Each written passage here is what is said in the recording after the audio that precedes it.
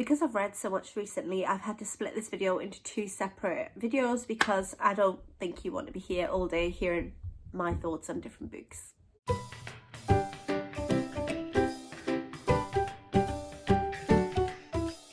Hi everyone, I'm here today with part one of my two-part book reviews video. There's also going to be some single book reviews coming up too, because I've got a couple of blog tours coming up, so there's going to be a lot of reviews. And I apologise before we get going because I have an awful cold at the moment and I am very sort of nasally and a bit annoying, so I do apologise about that, but we're here to talk about books. This video is going to focus on 4 different books, and the first book that we're going to talk about is this one. This is Five Minds by Guy Morpus, and this was very kindly sent to me by Viper Books, and I was blown away by this. I was really interested in the premise. It's such an unusual idea for a book. So this follows a sort of a futuristic society where at the age of 17 you have to choose your life path. So basically by choosing your life path, you choose when you're going to die and how you're going to live your life. So you can either be a hedonist, you can be a worker, you can be an android, or you can be a commune, which is the rarest choice of all, because a commune is sort of you've got a host body and 5 minds are put inside of this host body, and you take it in turns to sort of run the host. Now you can see why this would be a rare choice, because you're relying on other people to look after your body that you're in and you're not sort of conscious for it.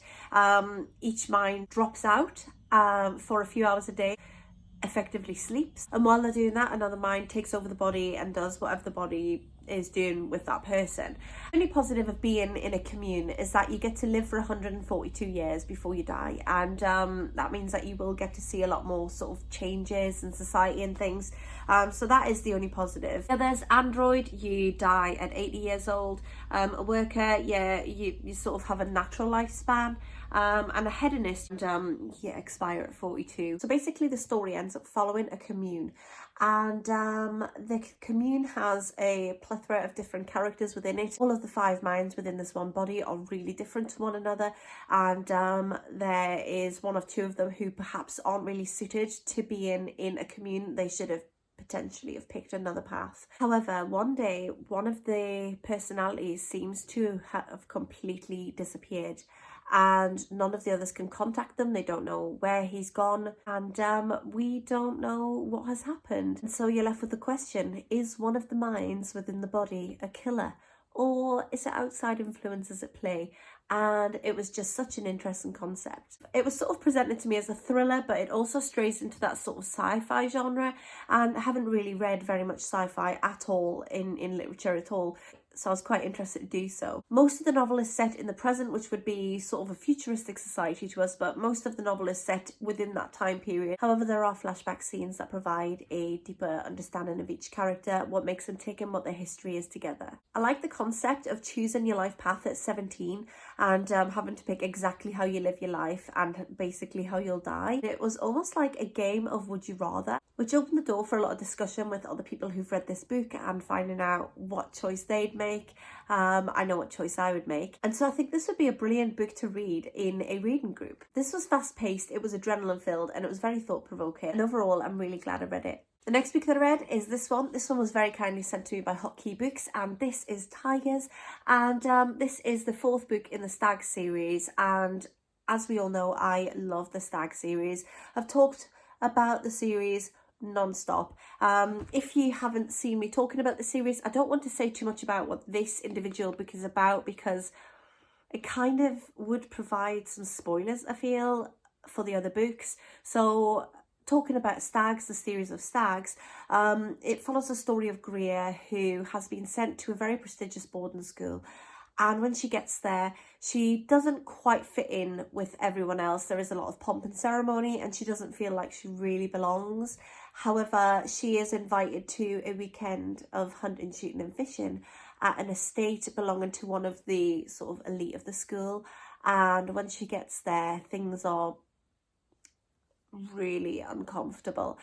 and the series goes from there. I do have to say that I think the Stag series is one of my favourite series of all time. I really, really love the series, and I couldn't wait to read this one when I saw that it was coming out. Each new book in the series leads you further and further down that rabbit hole of the mystery of what makes the whole Stag series absolutely brilliant.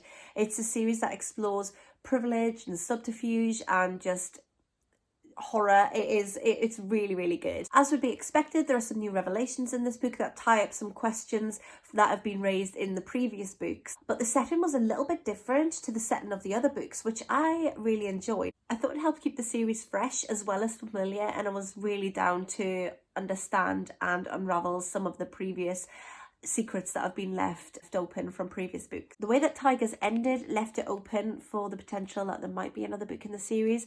I really hope there is, because as I say, I just can't get enough of this one.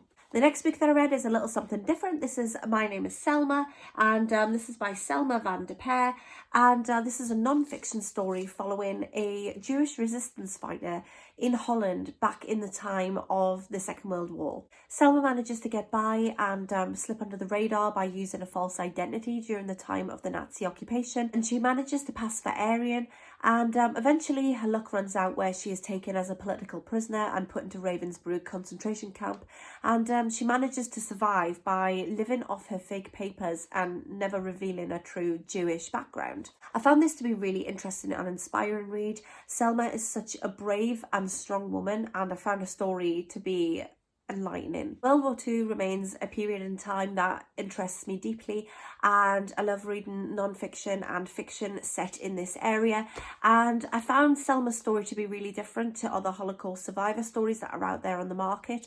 I don't think I've ever read anything about someone who is an active Jewish resistance fighter, and it made for such an enlightening read.